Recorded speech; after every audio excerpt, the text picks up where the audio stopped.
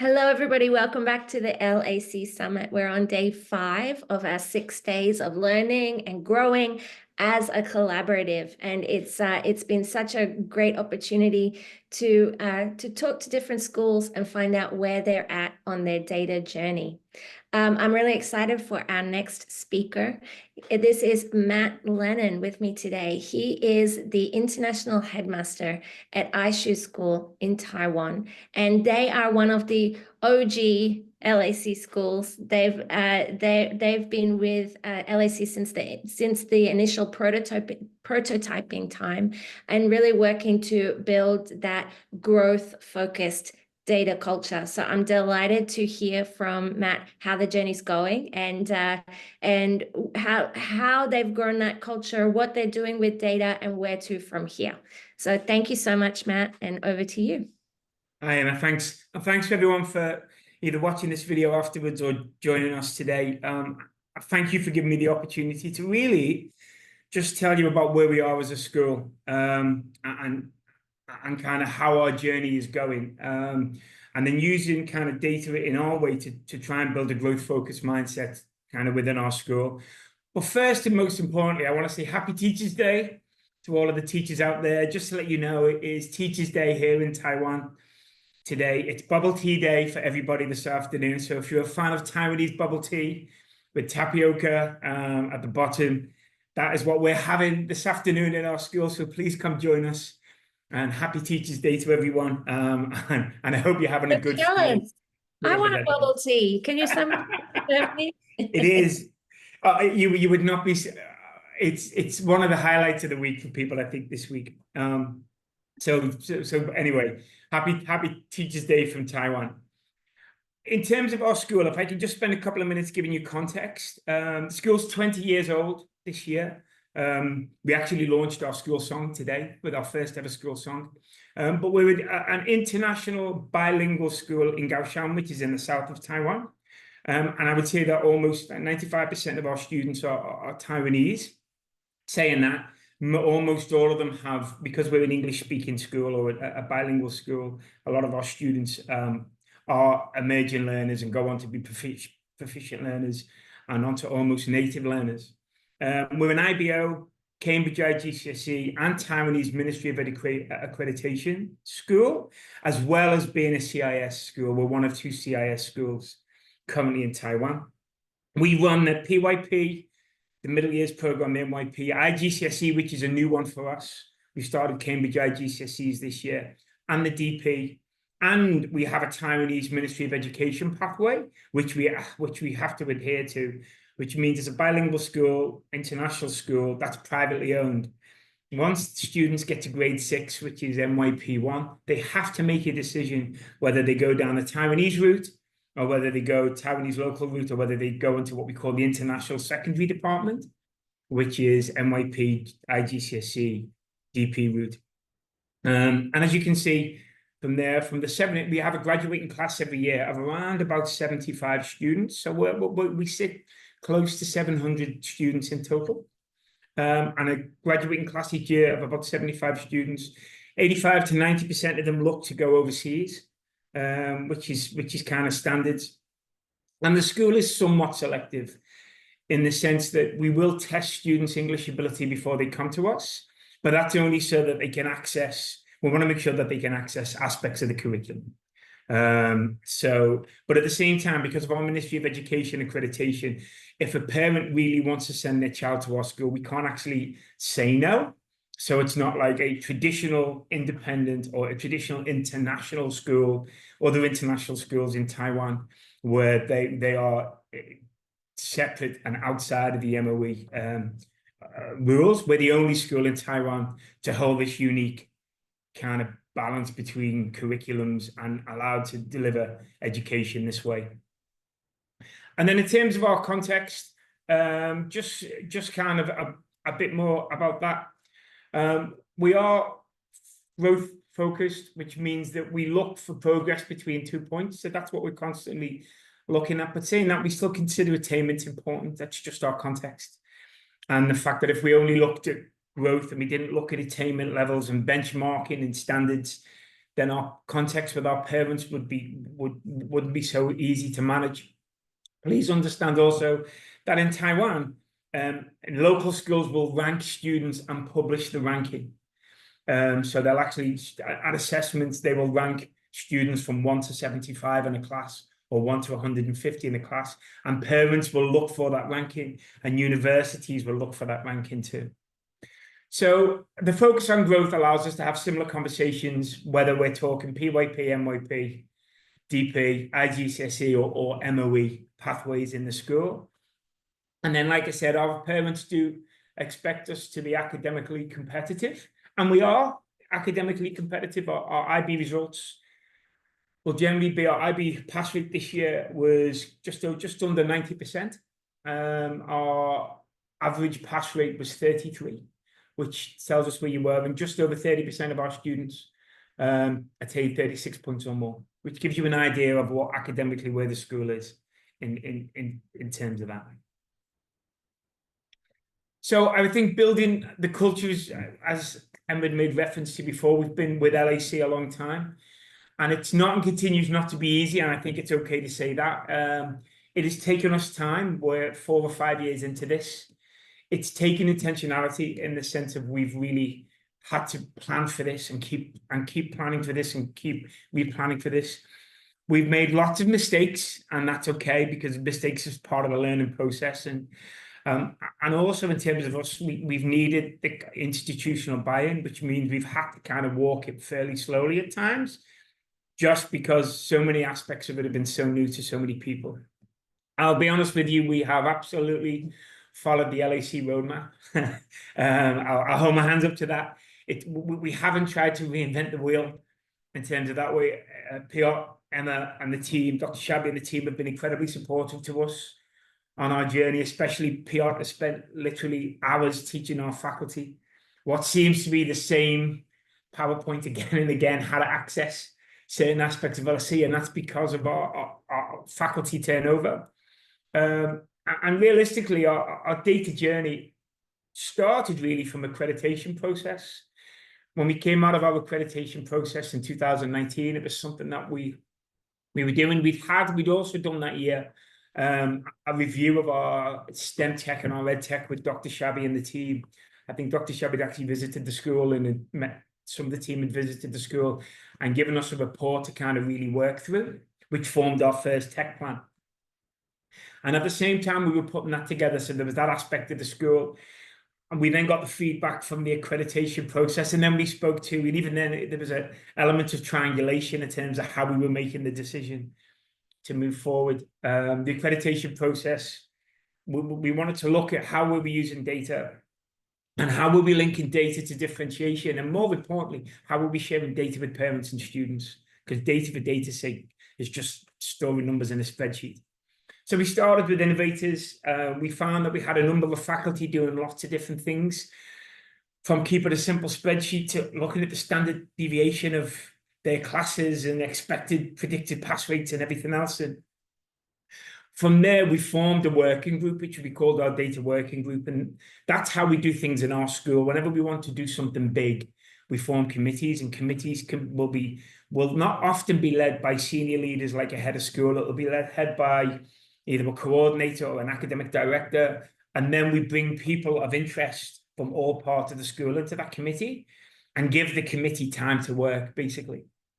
And we've done that with a lot of things in our school. Our Imaginarium, our beautiful library and learning commons, our immersive learning lab that we're just about to build.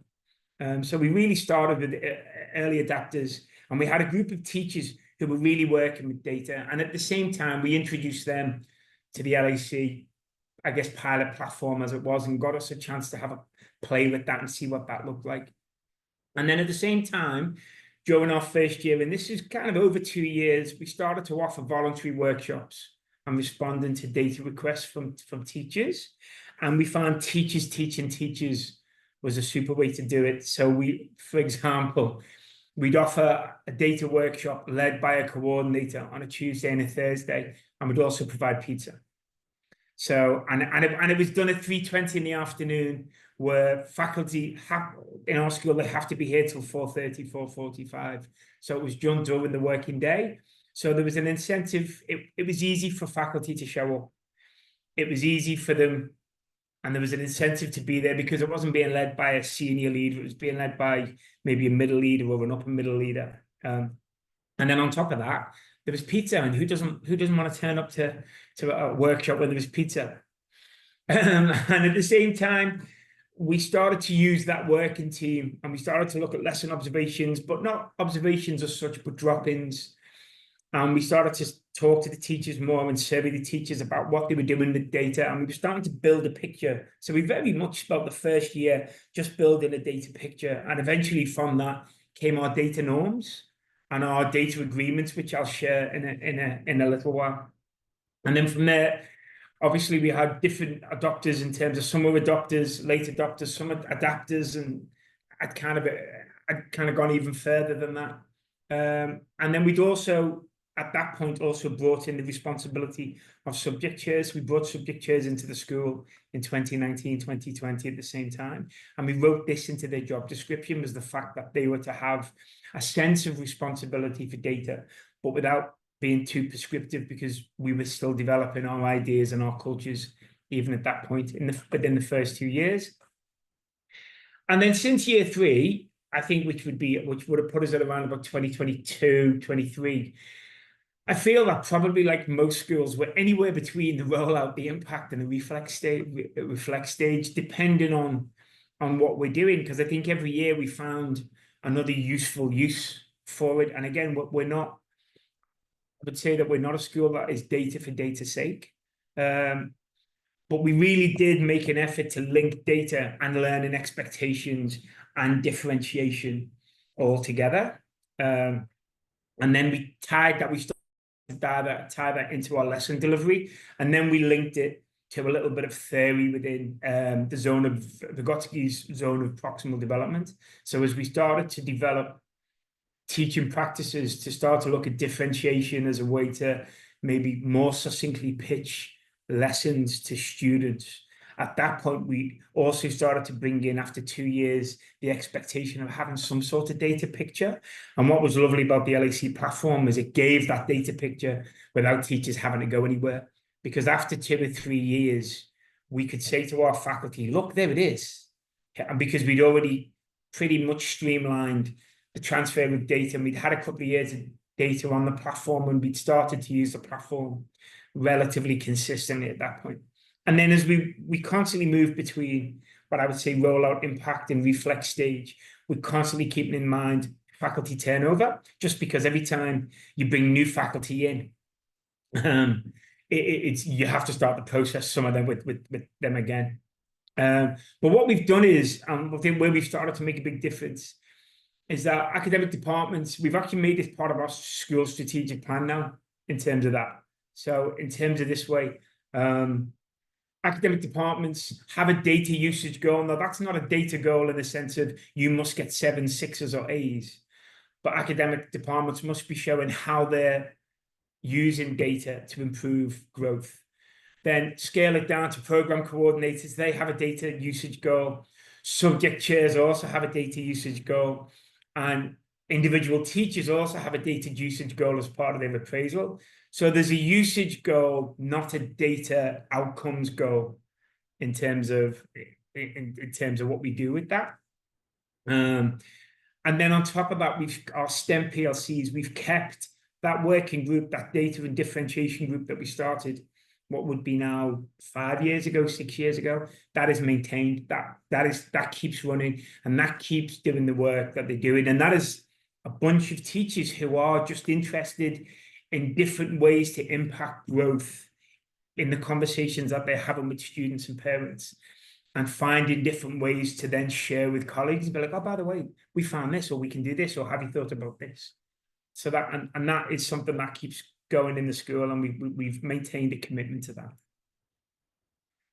So I think because we've made it part of our appraisal process, and each teacher has a data usage target, I think, you know, we've been prepared to send teachers on reader. We use, amongst the data that we use reader testing, maps testing, IXL, smart reading for Chinese, Obviously results data like end report data and DP results data and eventually IGCSE data, IXL data. So when teachers have shown an interest in this, we've made sure that we've provided like appropriate PD for that. And then there's other little things that we've done. For example, more and more teachers this year have wanted double monitor systems so that they can kind of plug their laptop into two double monitor systems and work between data pages or work between pages, which is whereas when you're working between maybe a platform and a spreadsheet and a document that you're writing and your emails, and that's quite a small amount of money. That's, I think, a double screen system in Taiwan costs about 3,000 NT, which is about $100. And because we've committed to our teachers, so well, if you want one of them, one of three academic director, it's definitely worked. We made it part of orientation. So every year we have part of this is the data usage and we look at our data norms. And then now it's just something we do here. And it's been a real positive part of our hiring process in the sense of the LAC platform. And again, I'm not trying to sell the LAC platform, but when I talk to teachers who are coming from the UK or the US or Australia, New Zealand, where there's a bigger data focus governmentally now, teachers are meant to be able to justify the results, and especially with results tables and everything else. The fact that we have everything as a one-stop shop has become a real positive for us in terms of our recruitment strategy. So we often share the LAC platform with teachers who are trying to recruit and say, look, we do have a data culture, as all schools do, or most schools do, but here's what we've done to try and minimize the difficulty in pulling that data together. And that's really made a difference. So what I've done is now there's maybe 3 or 4, what I'm calling milestones, which are not really milestones as such, they're just practicalities that we've kind of got to over time. And the first one I'm sharing here is our data norms. And this took us a year to get to. And these are the data norms that we've really stuck to. And that was really, really, really, really important for us, because I think for us, one of the big pushbacks when we were initially looking at data, one of the big pushbacks from our faculty was, well, are you going to use my results as a way to shove me out the door? And that's not the purpose. And we know that there are some schools where maybe that may not be as straightforward. So it was really important to the idea that we set these data norms. It took that data differentiation committee a year to come up with these in year one, and then we shared them with faculty, and we really got that allowed us to really share the data norms with faculty and then generate this buy-in. And then when there has been anything to do with faculty appraisal or faculty evaluation that we haven't brought academic data specifically into it, we've been really, really careful about that to stay true to our data norms, which we felt was really, really important. The next part we did was this concept of triangulation, and again, the fact that we're not going to look at a single score or a single grade or a single map test. And then we started to talk about when we started to formulate the data norms, what was really important was to remember 2 things. One is teachers are experts, and that 2, behind all the data is a person, is a student, and that pastoral well-being and support and everything else is more important than the academic results in many ways. We feel in the school, and we genuinely believe this, that if students feel safe and happy and supported and respected, then they'll learn, and then the data will show us that. So where students are maybe not performing or not quite hitting not only a growth milestone, like a growth mark, like in terms of point A to point B, but maybe also a benchmark in terms of if we're looking at benchmarks for academic levels for certain grade. And it's important that we made a real commitment to to approaching it from a student-centered point of view and making sure that we're going at it from a support and well-being point of view. And that's even with DP students too. And that's been really, really important to us. And when we put this together, we started to think about where would we find the data and what type of data would be. So we kind of shared this with faculty early on, and this made within year one, and this also made a difference. What we called free economics data, if you've ever read Super Free Economics or any of those books, it's the data that you wouldn't normally think would be related to students, but actually might be. So things that we were starting to think about is, where have they come from before here? What education system have they come from before here? What is the spoken language of mum and dad? Who do they live with? That type of data. So start to think about that pastoral aspect of it all. And then the milestones, again, teachers teaching teachers. I've mentioned this before, and these are some of the workshops that we used to offer. These are the front pages of some of the PowerPoints, and you can see we were offering these workshops, and it wasn't, do you have to go? It wasn't Wednesday afternoon, block 5, faculty development. It really was, would you like to drop in and look at this? And we were offering linking differentiation to the data, so we were linking them both together. And then our next milestone was when we decided that we were going to start sharing what we could see with parents.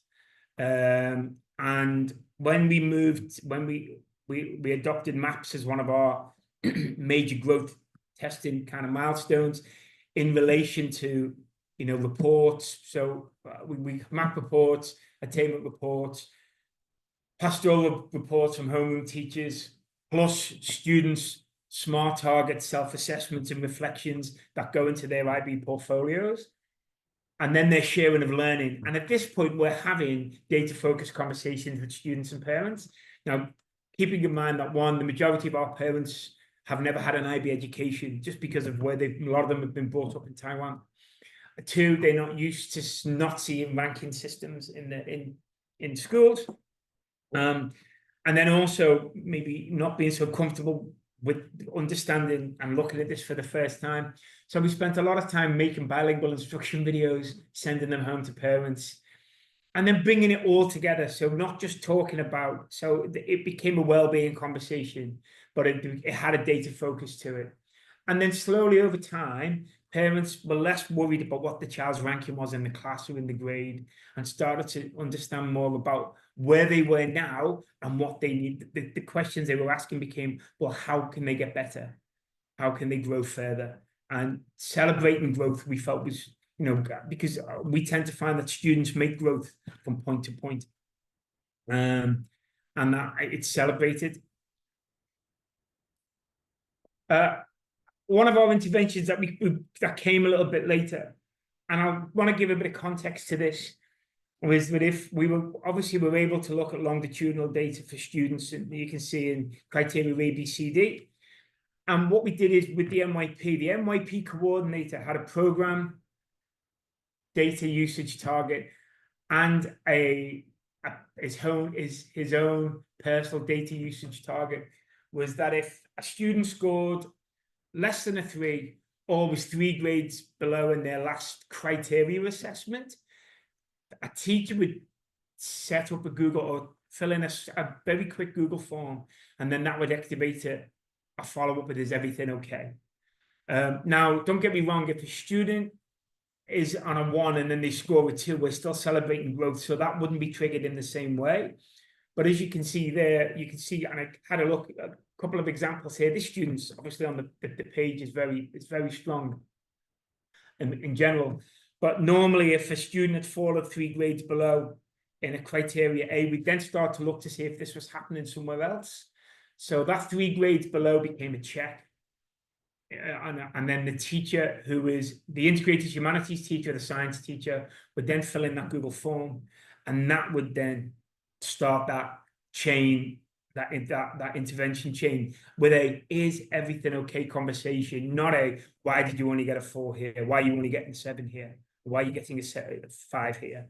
And that's something that's really been built into the culture now. That's been running for 2 or 3 years in the school. So another practical way that we're using data to help inform what we're doing.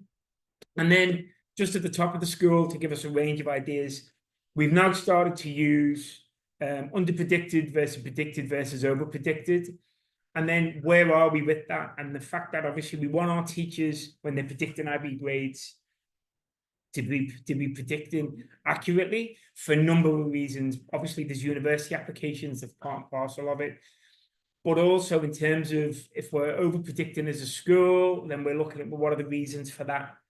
And then again, it's about looking at growth for the team, so the academic team, so the DP Chinese team or the English Lang and Lit team in this particular case.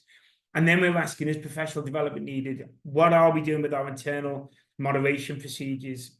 Do we need additional resources? Does the teacher need more time? Do we need to build more moderation time into what we're doing so that the teacher feels that they have the right tools to get the predictions right? And obviously that from a DP level is something that we're using as, again, was just a really good way. And IB Insights, we use this with IB Insights, and that gives us a really good picture of how we can support our DP teachers in better supporting students so that their students are doing better IAs, students feel that their predicted grades are a lot more where they need to be. And it's never, ever about good teacher or bad teacher in terms of us as a school. And it's never focused on the teacher. It's all about what does the data show and what do we need to do better for the students in order for them to show further growth. I think on reflection, as I come to the end, I think I'm wrapping up on a maybe 25 minutes or 30 minutes now. On reflection, it's not easy. And I was saying to Emma before we even started this, I really don't feel that we're there yet. So there's things that we're doing, and there are things that we're using data to make an impact with, and the LSE platform is really helping us with that. And as a school, we're a lot more data centric than we were maybe 5 years ago, but I think there's still so much more we can be doing with it.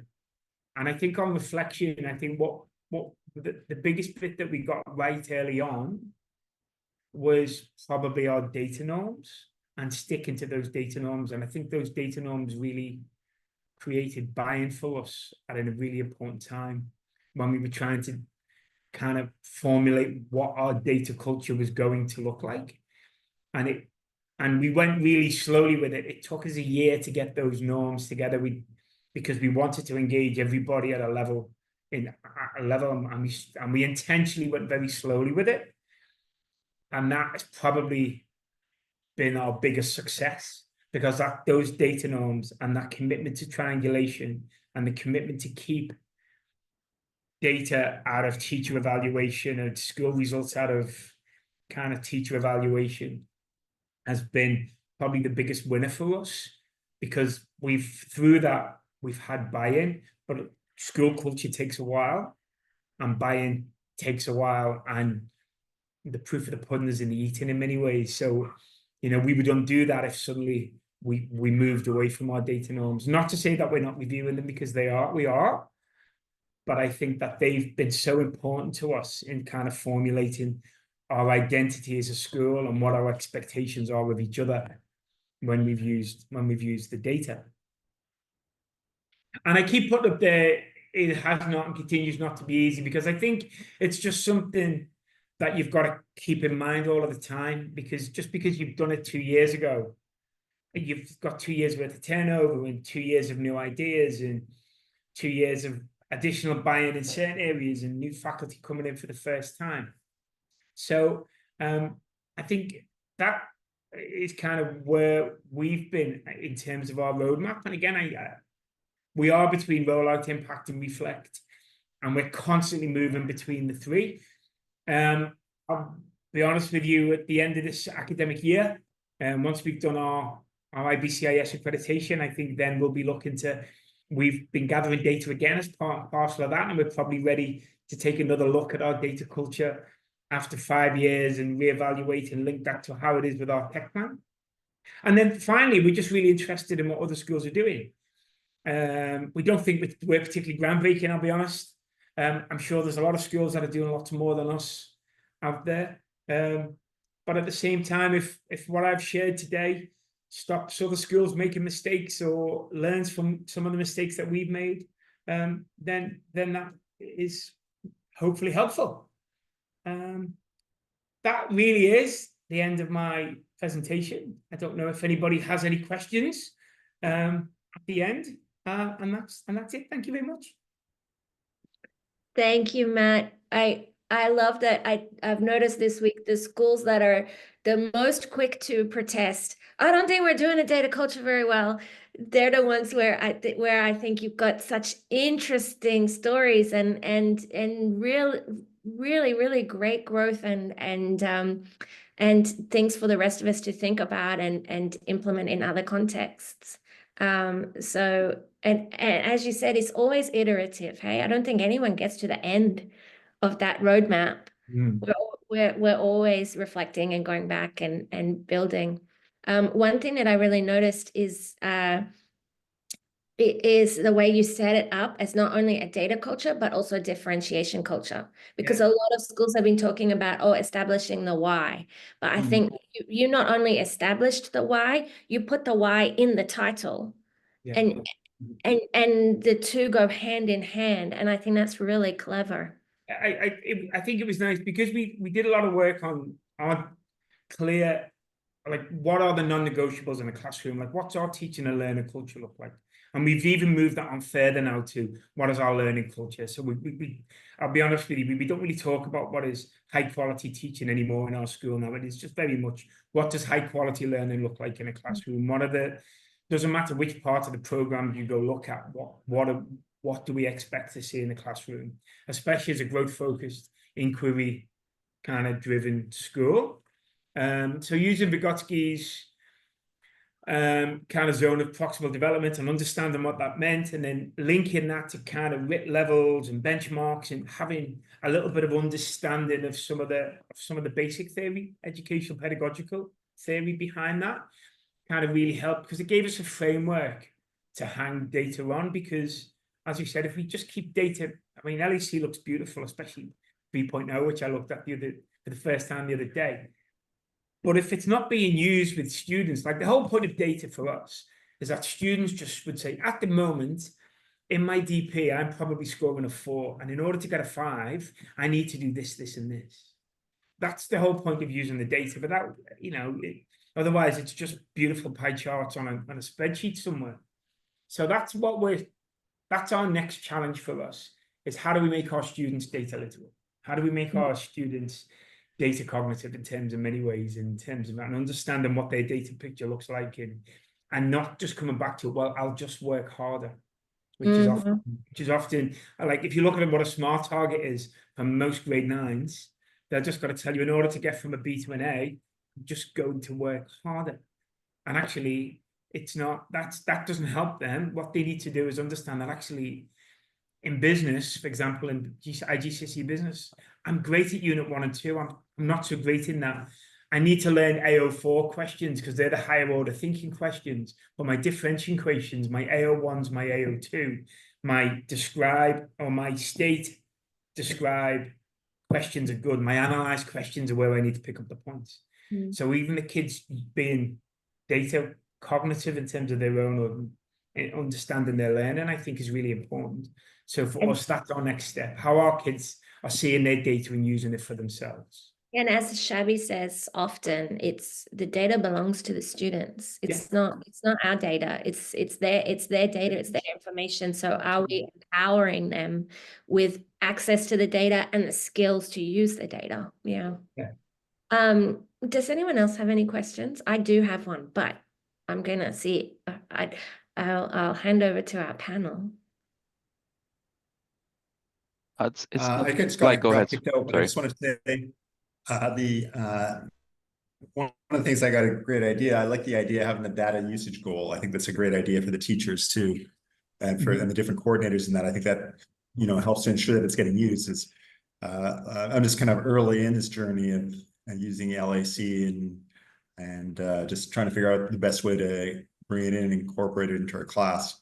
One of the things that I thought also, and I got this from a different session that I went to, is we're looking at how we can possibly map that with social emotional learning, and then have that on that, and then also compare that, like that being another part of the triangulation.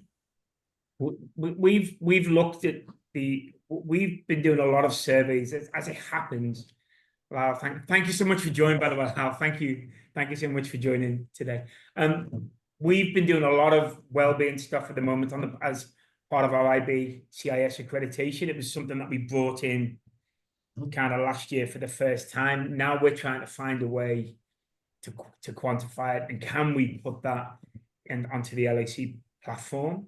I think that's what we found about, and again, not trying to sell the platform is, but it really is like whatever data we've got, how can we put it in one space? How can we make it as easy for teachers as possible to put that into one space?